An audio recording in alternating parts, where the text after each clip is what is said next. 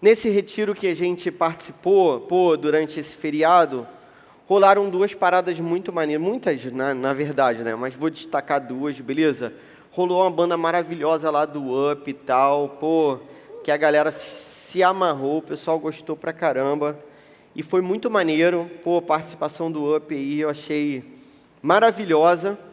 Essa foi a mesma banda ou mudou alguma coisa? Mudou um pouquinho, né? Mas era praticamente essa galera que estava aqui. Mas a banda, galera, não é só essa galera que estava aqui, beleza? É igual um time de futebol, né? Tem a galera que entra em campo, mas tem a galera dos bastidores. E, o que eu vi foi todo mundo reunido ali, todo mundo apaixonado por Jesus, dando força um para o outro. Uma cena bonita, se vocês me permitem compartilhar. Eu nem pedi autorização para compartilhar. Então, não sei se eu vou compartilhar, não, pessoal. Vocês querem que eu compartilhe a cena ou não? 3 pessoas gostariam, então vou falar com essas 3 pessoas. Cara, eu vi uma cena assim, que tava a Sofia, que foi a nossa baixista lá no dia, né?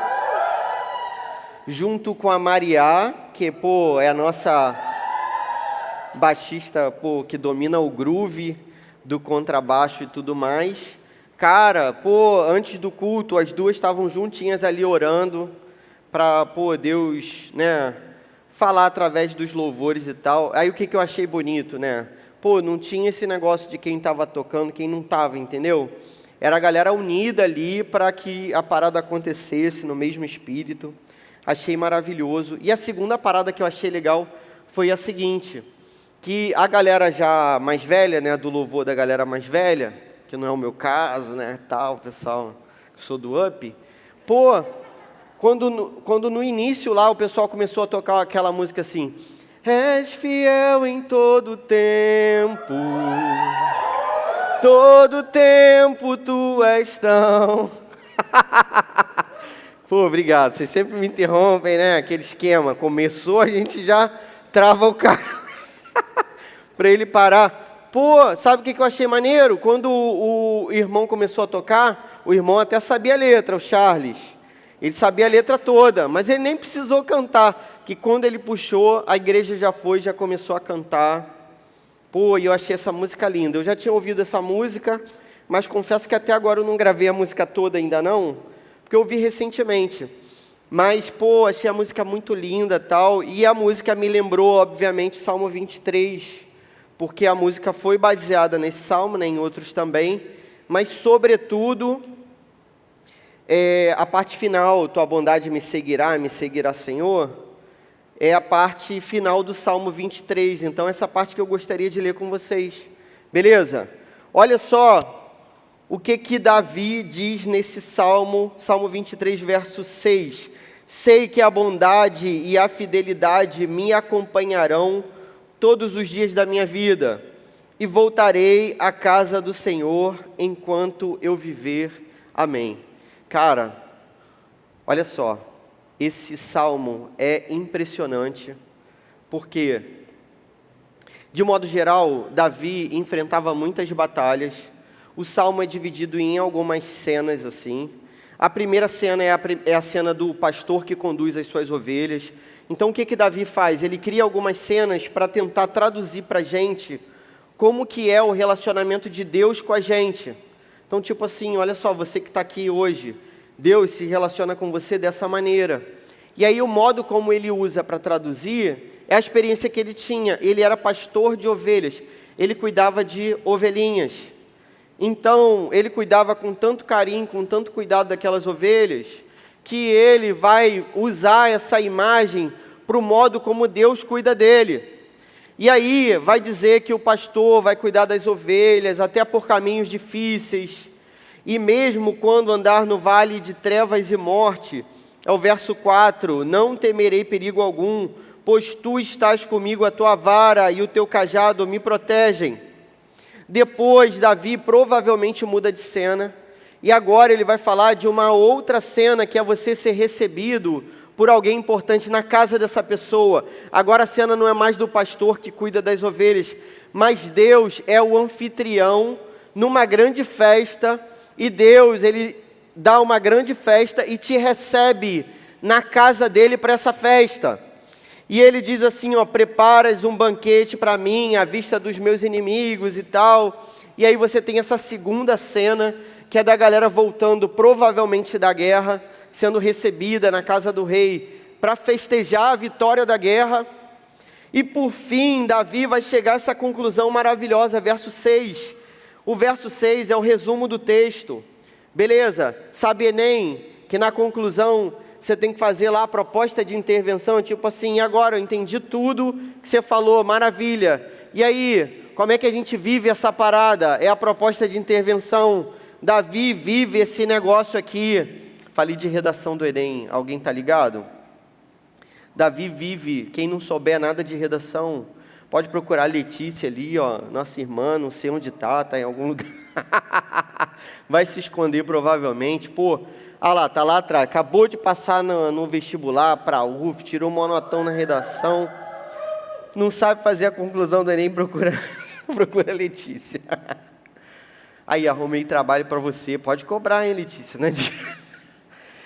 Olha só o que Davi diz que a gente vive então. Sei que a bondade e a fidelidade me acompanharão todos os dias da minha vida, e voltarei à casa do Senhor enquanto eu viver.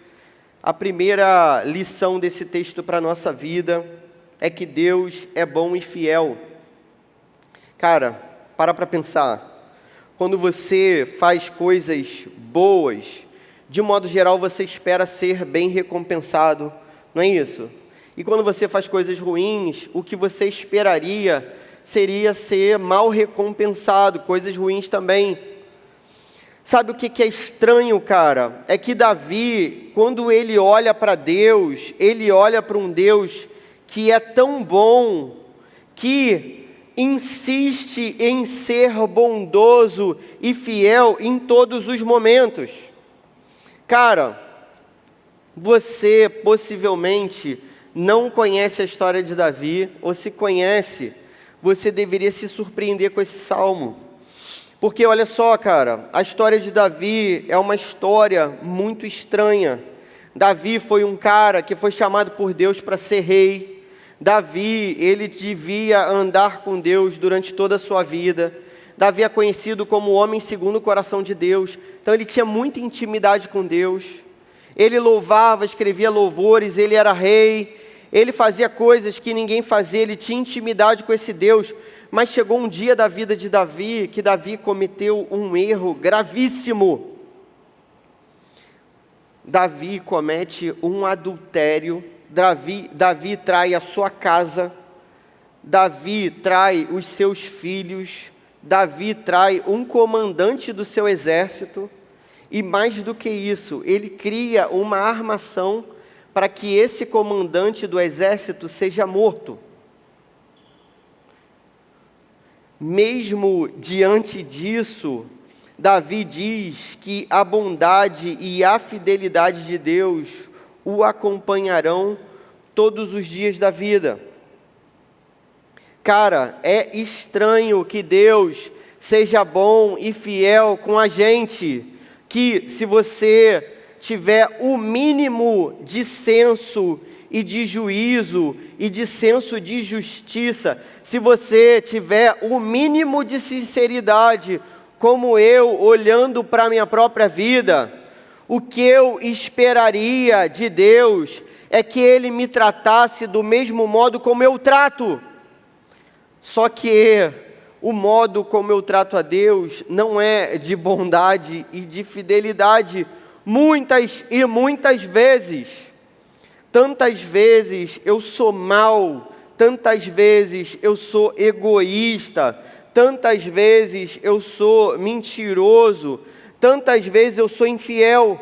Quantas vezes eu menti para Deus dizendo assim, olha Deus, eu nunca mais vou fazer isso, nunca mais eu vou ser invejoso, nunca mais eu vou ficar triste com você porque você não me deu aquilo que eu pedi, mesmo sabendo que você me dá sempre o melhor e eu tenho mais do que o suficiente. Quantas vezes eu orei para Deus e disse para Deus assim: Senhor, nunca mais eu vou reclamar, nunca mais eu vou murmurar, nunca mais eu vou falar de uma pessoa sem essa pessoa estar presente. E quantas vezes no dia seguinte, se não no mesmo dia, eu cometi o mesmo erro que eu tinha acabado de confessar a Deus.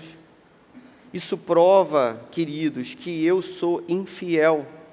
Isso prova, meus irmãos, que eu sou mau. E muito provavelmente você é igualzinho a mim.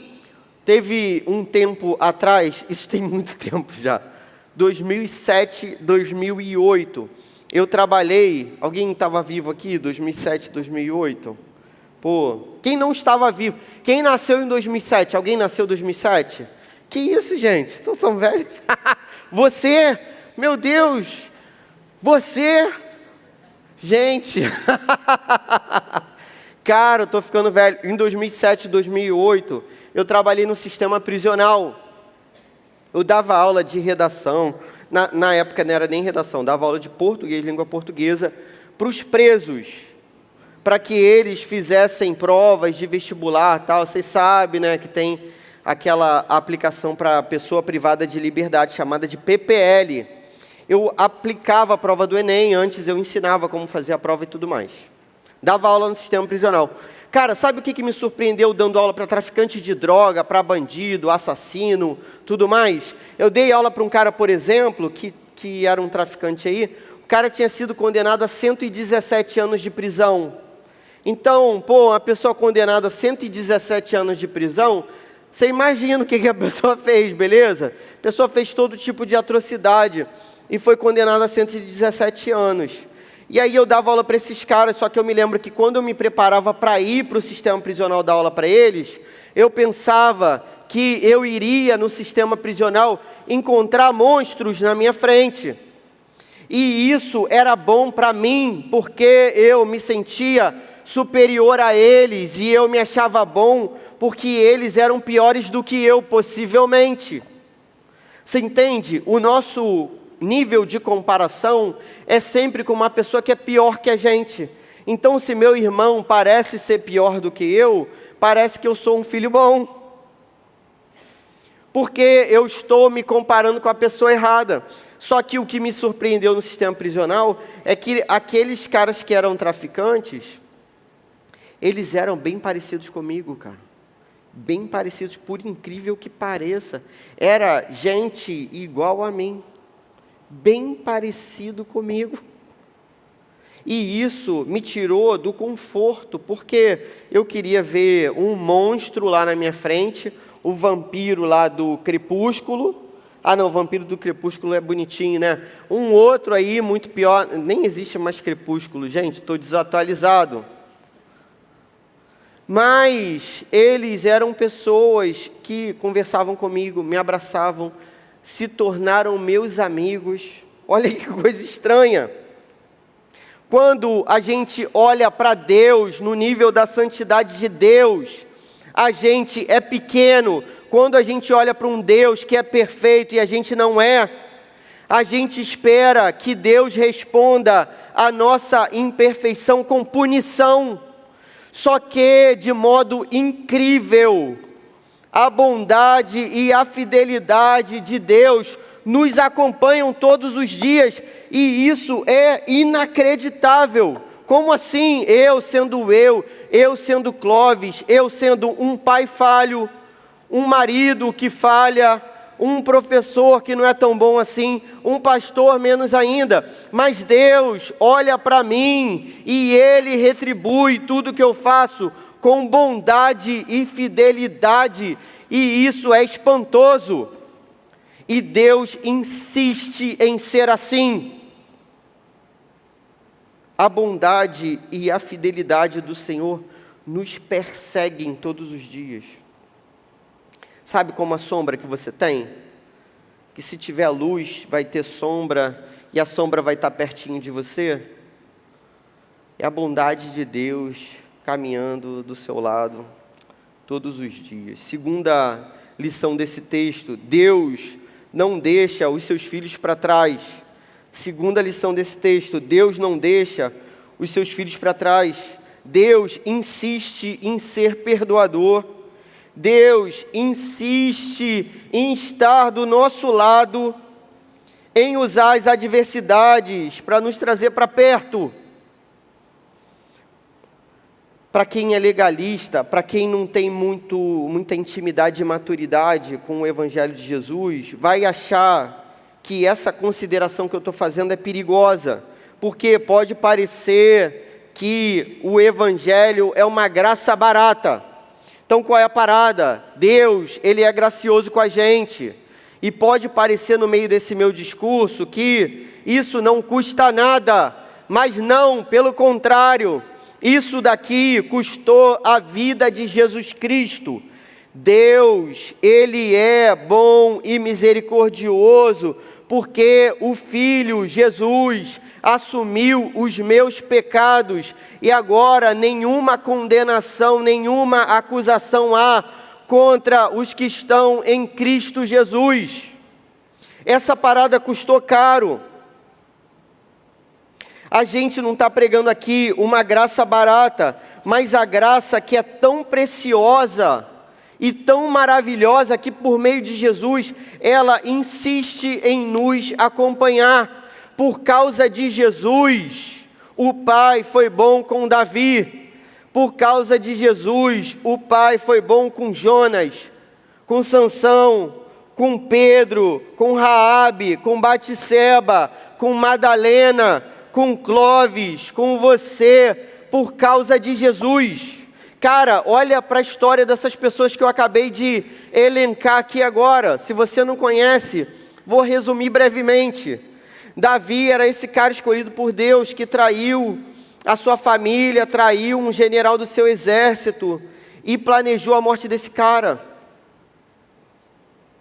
Deus insistiu com Davi até o último dia. Jonas foi chamado por Deus para pregar para um povo que ele odiava, e ele vai fazer exatamente tudo para que aquele plano de Deus dê errado. Você, quando lê o livro do profeta Jonas, se não leu, tem que ler, é obrigado. Você tem que passar a vida meditando nessa parada, cara. Quando a gente vê o que Deus fez com Jonas, Jonas fez tudo errado, Deus chama Jonas, Deus usa Jonas, Deus salva o povo. Quando no final Jonas está com raivinha de Deus porque uma planta morreu, que ele estava debaixo da planta e ele não tinha pena de um povo inteiro, Deus ainda está insistindo com Jonas. Deus quer salvar o povo todo, mas quer salvar Jonas também. Deus quer preservar Israel, mas quer preservar Davi também. Sansão, a história de Sansão é a pior de todas. Não tem uma coisa que Sansão tenha feito de boa na vida, ele fez tudo errado. Você lê aqui no livro de Juízes a história de Sansão. Sansão faz tudo errado. Sansão está na lista de Hebreus 11, Sansão é herói da fé. Como assim, gente? Sansão fez tudo errado. Quando eu chegar no céu, queridos, os anjos vão dizer: como assim, gente? O Clóvis está aqui, ele fez tudo errado. Me lembro daquela história, já contei para vocês 1000 vezes, mas essa história é linda demais, eu tenho que contar de novo. Uma vez o irmão teve um sonho, ele estava na porta do céu. É um sonho, beleza? O irmão teve um sonho, ele estava na porta do céu, ele bateu. A porta se abriu, um anjo aparece para falar com ele, diz: quem é você? Ele diz: sou fulano de tal. O anjo diz: pô, o que você está fazendo aqui? Se você não está dentro, você não é daqui, meu amigo. E aí o cara falou assim: pô, mas eu sou daí com certeza, eu ouvi o evangelho e tal. Então vou buscar nos registros aqui para ver seu nome. Achei o livro que conta a sua vida aqui, ó. Vou ler o livro da sua vida para você, ver se é isso mesmo. E aí a gente está na eternidade, beleza, galera? Não tem relógio, não tem tempo e tal. Então o anjo começa a ler a história daquele cara. E do início ao fim, o que você vê naquela história é tropeço, é falha, é mentira, é pecado. E o anjo olha para a cara dele espantado, dizendo assim: você tem certeza que você é daqui do céu?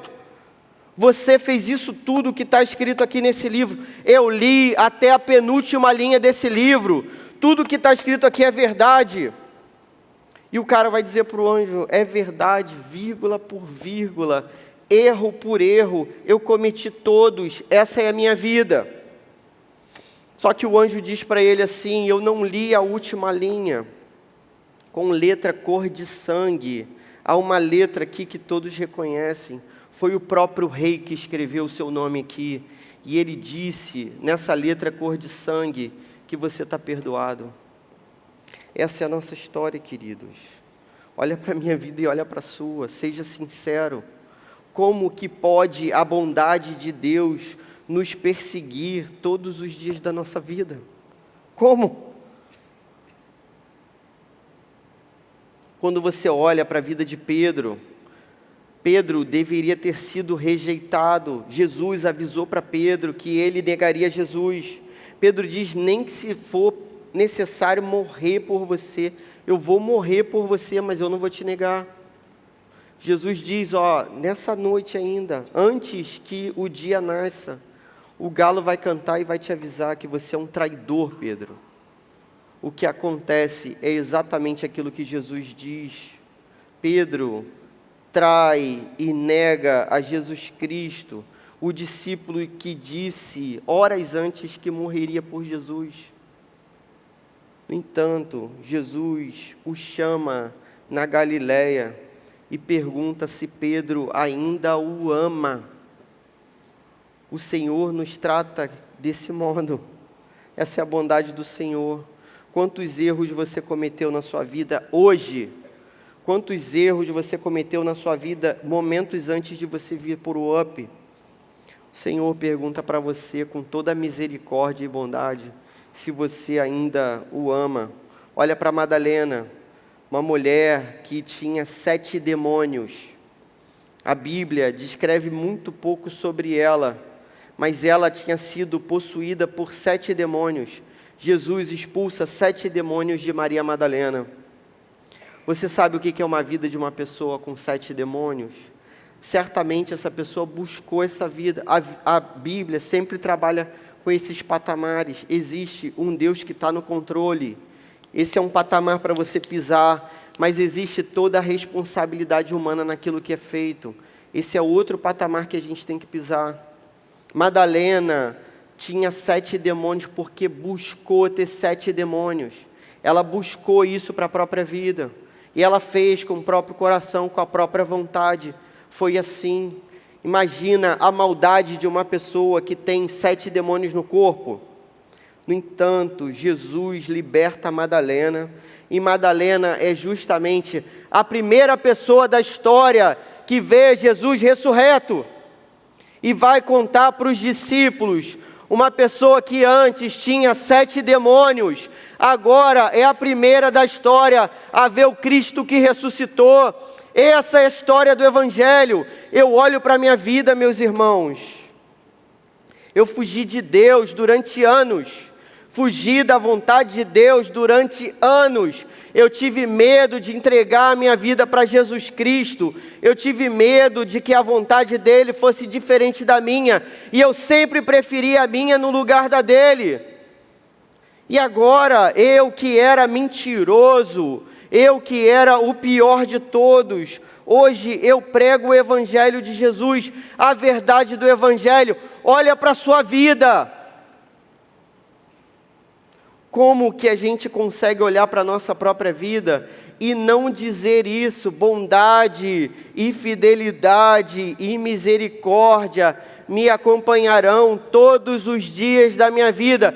E por isso eu quero viver na presença de Deus enquanto eu viver. Como que você vive isso? Como que você aplica isso ao seu coração? Primeira aplicação: lembre-se do quanto Deus é bom com você. Lembre-se disso. Por algum motivo, o Senhor é rico em misericórdia. Por algum motivo, o Senhor é perdoador. E isso não é graça barata. Por algum motivo, eu cometo os mesmos erros sempre. E Ele insiste em me perdoar. Por algum motivo. E isso me constrange. Isso faz a minha vida mudar a cada dia, isso faz o meu coração estar cada vez mais perto dEle, isso aumenta o meu amor por Ele quando eu entendo dessa maneira. Lembre-se do quanto Deus é bom com você. Faça listas diárias antes de dormir, daquilo que Deus fez de bom para você. Quer crescer na fé, quer ser grato, faça listas de gratidão, sem pedido, esquece pedido. Pedido tem toda hora. Beleza? Agora é gratidão, galera. Faz lista de gratidão. Senhor, nesse dia você me deu vida. Senhor, nesse dia você me livrou do mal. Senhor, nesse dia eu tive comida. Senhor, nesse dia eu tenho que vestir. Senhor, estive com os meus amigos. Senhor, você me deu paz. Eu pude dormir. Louve, cante da bondade de Deus todos os dias da sua vida. Com todo o fôlego que tenho, eu cantarei da bondade de Deus. Valeu, pô, obrigado. Dessa vez vocês não me interromperam, foi melhor, obrigado mesmo, valeu. Lembre-se da bondade de Deus. Segunda aplicação, viva na presença do bom Deus enquanto você viver. Foi essa a conclusão que o salmista chegou, que Davi chegou. Cara, se Deus é tão bom comigo, o que eu vou fazer? Eu vou viver na presença de Deus enquanto eu puder viver. Enquanto eu respirar, eu estou na presença de Deus. Cara, eu não sei porquê. Não consigo explicar como que Deus pode ser tão insistente com a nossa vida, cara. Quantas vezes Deus insistiu comigo, quantas vezes eu neguei a Jesus Cristo, muito mais do que Pedro certamente, muito mais do que 3, muito mais do que 30. No entanto, em todas as vezes Ele me chamou de volta e perguntou se eu o amava, se eu estava disposto a cuidar das ovelhas dEle. Cara, quantos perdões, quantas segundas chances você teve na sua vida? Quem explica um Deus que insiste com Jonas, um Deus que insiste com Davi, um Deus que usa Maria Madalena, uma mulher que antes tinha 7 demônios, para proclamar o seu evangelho e a sua ressurreição? Quem explica um Deus que insiste comigo, para que eu viva na presença dEle? É difícil a gente achar uma explicação para isso, mas certamente a gente pode dizer nessa noite, mesmo sem explicação, que a bondade e a fidelidade do Senhor nos acompanham. Certamente, queridos, você pode dizer isso, a bondade e a fidelidade do Senhor acompanham a sua vida, por meio de Jesus Cristo, pelo sacrifício dEle, pela obra dEle. Às vezes a gente reclama que a vigília tem que acabar, vai ter uma hora que vai acabar, né, aqui mais tarde. Mas a bondade e a fidelidade de Deus estarão, mesmo depois da vigília, acompanhando a gente quando a gente voltar para a nossa casa, quando a gente estiver deitado na nossa cama. A vigília pode acabar aqui, mas pode permanecer na nossa casa, na presença de Deus, porque a bondade e a misericórdia dEle, a bondade e a fidelidade dEle nos acompanham em todos os dias. Poxa, louve a Deus de todo o coração, esse Deus tão bom, inexplicavelmente amoroso. Louve a Deus de todo o coração. Senhor, muito obrigado pela Tua palavra santa. Obrigado, Senhor, que de algum modo Você escolheu a nossa vida para que a gente fosse alvo do Teu amor, da Tua bondade, da Tua misericórdia, da Tua fidelidade, da Tua provisão, da Tua alegria, da Tua paz, Senhor, do Teu amor, Senhor. Muito obrigado porque Você insiste em nos amar, nos perdoar, nos escolher. Muito obrigado porque somos filhos por adoção, Senhor. Muito obrigado pelo sacrifício de Jesus, nosso único Salvador, único mediador, Senhor. Muito obrigado pela Tua presença nas nossas vidas, Senhor. A gente reconhece, Pai, por aquilo que a gente fez e é. O que a gente mereceria seria a condenação, certamente. Mas a gente Te louva porque foi do Teu agrado que a misericórdia estivesse derramada sobre as nossas vidas e a Tua graça tão maravilhosa e especial tão preciosa, Senhor, se derramasse nas nossas vidas. Nós vemos a Tua bondade, nós cantamos a Tua bondade e nós te agradecemos por tudo, Senhor. No nome do Teu Filho Jesus, amém.